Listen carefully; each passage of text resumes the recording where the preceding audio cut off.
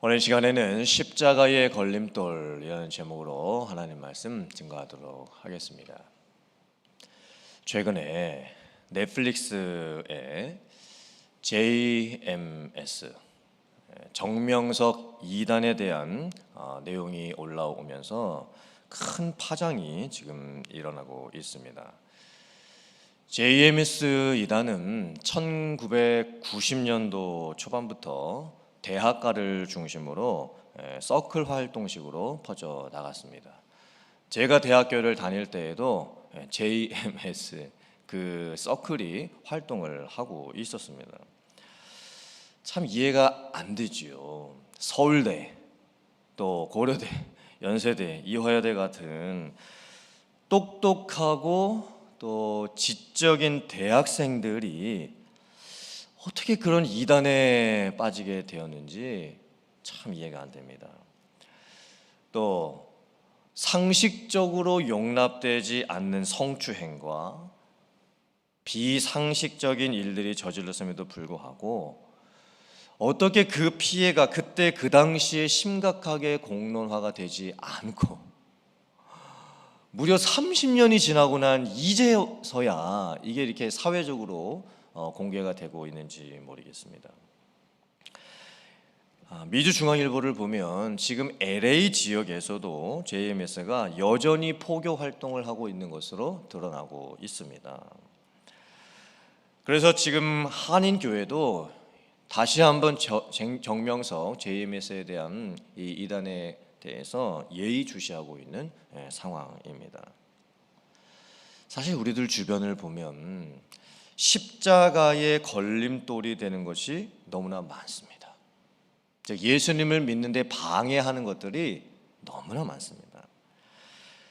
이단과 같은 큰 사회적인 이슈가 되는 문제들도 있고 교회 안에 인본주의, 세속주의, 자유주의 같은 문제들도 있고 또 개인적으로 겪게 되는 여러 가지 고난과 경제적인 어려움, 인간관계의 갈등들도 있습니다. 예수님을 믿는데 방해되는 것들, 이 십자가의 걸림돌이 되는 것들을 우리가 어떻게 잘 분별하고 제거하느냐에 따라서 우리가 신앙생활을 어떻게 잘 해나가고 신앙적으로 성숙할 수 있는가가 결정이 됩니다. 초대교회 당시에는 예수님을 잘 믿지 못하도록 하는 많은 요인들 중에 하나가 참 아이러니하게도 종교적인 원인들이었습니다. 특별히 유대교에서 기독교로 확장이 되어가고 있는 과정 가운데 율법에 관련된 갈등들이 참으로 많았습니다. 율법은 모세 시대부터 주어져서 무려 1400년 동안 유대교를 지탱해 가고 있었던 가장 근본적인 체계와도 같았습니다. 제사를 드릴 때 어떤 의식 절차를 통해서 제사를 드려야 하느냐, 종교 지도자들을 세울 때에 과연 어떤 자격과 근거를 가지고 지도자들을 세워야 하느냐, 생활 속에서 사람들과 관계를 할 때에 무엇을 해야 하고 무엇을 하지 말아야 하는가, 무엇을 했을 때 죄가 되고 무엇을 하지 않았을 때 죄가 되지 않는가, 모든 것이 율법과 관련이 되어 있었습니다. 그런데 예수님께서 세상에 오시고 예수님께서 십자가에서 죽으시고 구원을 완성하셨을 때에 이제 더 이상 율법은 필요가 없어졌습니다. 물론 도덕법, 생활 속의 법률로서 율법은 여전히 유효했지만 특별히 제사와 관련된 율법은 더 이상 이제 필요가 없어졌습니다. 예수님께서 마지막 어린 양이 되셔서 마지막 대속 제물로서 십자가에 죽으셨습니다. 단 한 번에 완전한 마지막 제사를 드림으로써 이제는 구원을 위해서, 구원을 지켜나가기 위해서 더 이상 제사는 드리지 않아도 됩니다. 하지만 1400년 동안을 율법에 근거해서 제사를 드리고 있었던 유대인들에게는 이 제사가 없어진다는 것이 보통 큰일이 아니었습니다. 사실 이 제사는 단순한 예배 의식이 아니었습니다. 정치적인 이슈도 관련되어 있고 경제적인 이슈도 관련이 되어 있고 직분에 관련된 이슈도 관련이 되어 있습니다. 당시의 종교 지도자들은 제사를 드리는 의식을 본인들이 맡고 진행함으로써 신분을 유지를 하고 있었습니다. 근데 이제 제사를 드리지 않게 되면, 제사 의식이 없어지게 되면 종교 지도자들이 본인의 신분을 잃어버리게 되고 계급이 없어지는 일이 벌어지게 되는 것입니다. 또 제사를 드릴 때에 주변에서 제물을 준비하는 데 있어서 여러 가지 경제 활동이 같이 있었습니다. 근데 제사 의식이 없어지면 그 제사에 관련된 경제 활동을 했던 모든 평민들의 어떤 직업이나 비즈니스와 같은 것들도 다 없어지게 되는 상황이 되는 것입니다. 그래서 신약 시대를 지금 살아가고 있는 저희들에게는 예수님을 믿음으로 말미암아 구원을 받는다라는 것이 아주 쉽게 믿고 받아들일 수 있는 개념이었지만 2000년 전 그 당시에는 좀 달랐습니다. 특별히 구약 시대로부터 1400년 동안을 율법을 지켰던 유대인들에게는 예수님을 믿음으로 구원을 받는다라는 개념이 쉽게 받아들일 수가 없는 개념이었습니다. 믿음으로는 쉽게 받아들일 수 있었지만 생활적으로 삶 속에서 연관된 복잡한 상황들이 너무나 많았습니다. 율법 중에서도 가장 큰 문제가 되었던 것은 할례 의식이었습니다. 할례는 단순한 율법 의식이 아니었습니다. 대부분의 율법은 모세에게 주어졌죠. 그리고 모세 시대부터 시작이 되었습니다. 하지만 할례의 시작은 아브라함까지 거슬러 올라갑니다. 하나님께서 이제 구원을 위해서 한 사람을 먼저 택하시죠. 아브라함이었습니다. 하나님께서 아브라함을 부르시고는 아브라함에게 명령을 하십니다. 이제로부터 너의 후손들 모두는 할례를 받으라. 모든 아기들은 태어난 지 8일 만에 할례를 받아야 한다. 만약에 할례를 받지 않은 사람이 있다고 한다면 그 사람은 언약 백성이 아니고 나와 너와 맺은 그 언약에서 떨어져 나간 자가 되고 말 것이다. 그때로부터 아브라함의 시대로부터 이제 할례를 계속 지키게 됩니다. 모세 시대, 율법이 주어지기 훨씬 전의 시대부터 이미 할례는 존재하고 있었습니다. 그래서 성경 말씀을 보면 할례에 관련된 내용들이 참 많이 나옵니다. 야곱의 아들들이 세겜 민족에게 복수를 하게 될 때, 전쟁을 앞두고서 너희 민족이 우리 민족과 친하게 되려면 너희 민족들이 다 할례를 받아야 된다라고 하면서 할례를 받으라고 해놓고는 그 틈을 타서 전쟁을 일으키고 세겜 민족들의 그 남자들 다 죽여버리는 사건이 일어나게 됩니다. 심지어 이런 일도 있었습니다. 하나님께서 모세를 죽이시기로 작정을 하십니다. 여러분, 이게 너무 엄청난 사건 아닙니까? 아니, 모세는 하나님께서 출애굽을 시키시기 위해서 하나님이 세우신 지도자였는데 왜 하나님께서 모세를 죽이려고까지 하셨을까요? 그것은 할례 때문에 그랬습니다. 모세에게 두 아들이 있었는데 모세가 두 아들에게 할례를 행하지 않고 있었습니다. 그래서 심각한 상황이 지금 벌어지게 된 것이죠. 그때 모세의 아내였던 십보라가 어머니로서 두 아들에게 돌칼을 가지고서 할례를 행하게 됩니다. 그제서야 하나님, 그리고 또 십보라가 자기의 남편을 피남편이라고 부르게 되지요. 즉 이제 드디어 할례를 행하게 되었다. 모세의 아들들에게도 할례를 베풀게 되었다라는 그런 의미입니다. 그제서야 하나님께서 모세를 죽이시려고 했던 그것을 거두시게 됩니다. 용서를 해주시게 되는 거죠. 그러니까 이 사건만 보더라도 그 당시에 할례가 얼마나 중요한 것인지를 보게 됩니다.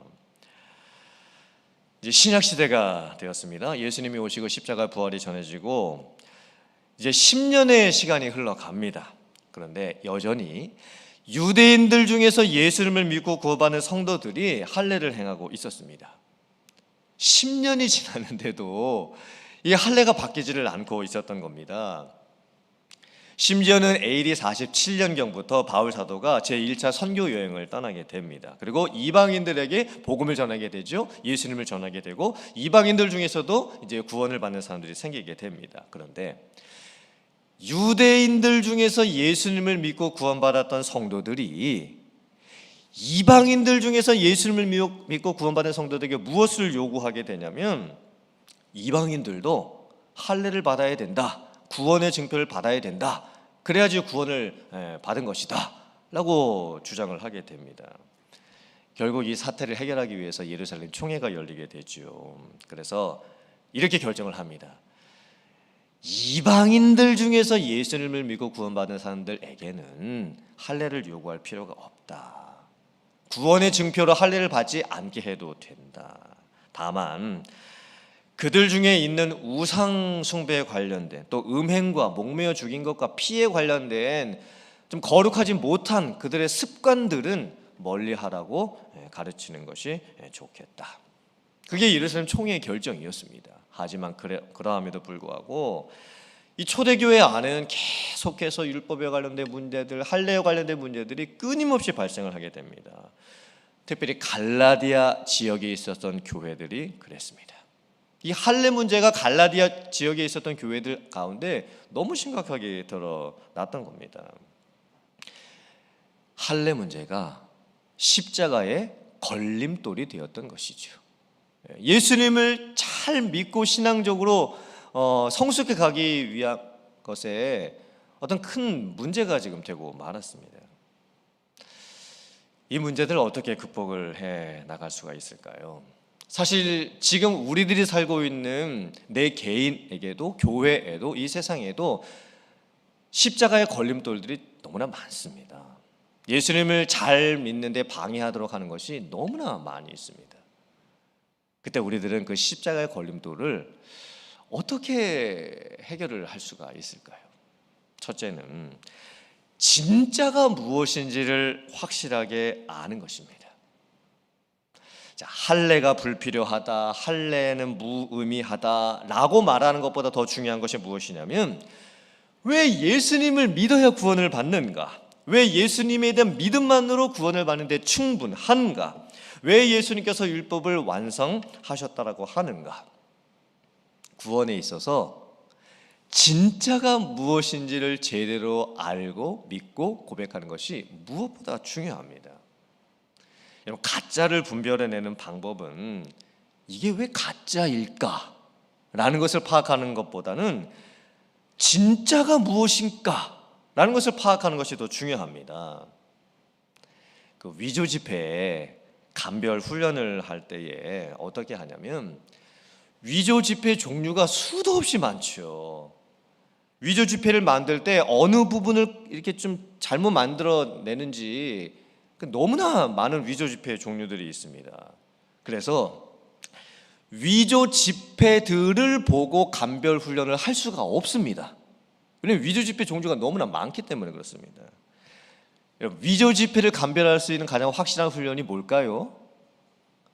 진짜 지폐를 연구하는 겁니다. 진짜 지폐가 어떻게 생겼는지를 끊임없이 훈련을 하는 겁니다. 진짜를 제대로 알면 가짜를 분별해낼 수가 있습니다. 개인적으로도 교회적으로도 이 교회 여러 가지 어려움들이 이제 생길 때 우리를 요동하게 만드는 것들, 나를 흔들어대는 것들 어떻게 분별을 해야 할까요? 그리고 그런 것들을 어떻게 해야 될까요? 그 JMS 이단에 관련돼서 미주중앙일보의 기사가 난 것이기 때문에 제가 오픈해서 말씀을 드리겠습니다. JMS 이단에 속한 한 사람이 우리 교회 바로 옆에 있는 10분 거리에 있는 나성 남포교회에 등록을 하고 출석까지 했었습니다. 무려 4년 동안 그 교회를 다녔고 구역과 성경 공부 모임까지 참석을 해줬습니다. 그런데 이 사람이 이제 교회를 이사 가서 떠난 사람들과 교회에 장기 결석하고 있는 사람들에게 연락을 하기 시작을 합니다. 선물을 보내기도 하고 심지어 나중에는 CD를 보냅니다. 한번 들어보라고. 그런데 그 CD가 정명석의 설교 CD였었습니다.